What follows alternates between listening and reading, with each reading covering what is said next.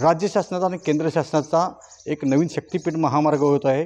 कोल्हापूर जिल्ह्यातील 59 गावांचा यासाठी विरोध आहे। यासाठी विरोधाला 18 तारखेला महामोर्चा निघणार आहे। याविषयी बोलण्यासाठी आपल्याबरोबर आहेत माजी खासदार राजू शेट्टी।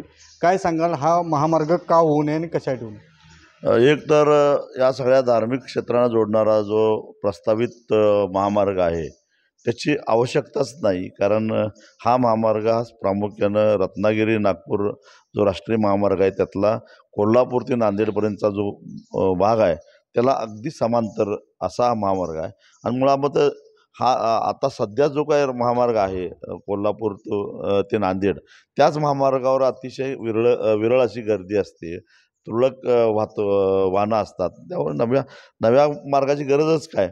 दुसऱ्या बाजूला जवळपास 12 जिल्ह्यातील हजारो शेतकरी, लाखो शेतकरी हे भूमिहीन होणार आहेत आणि त्यांच्या जमिनी हिसकावून घ्यायच्या, कवडीमोल किमतीनं घ्यायच्या आणि त्यांना भूमिहीन करायचं।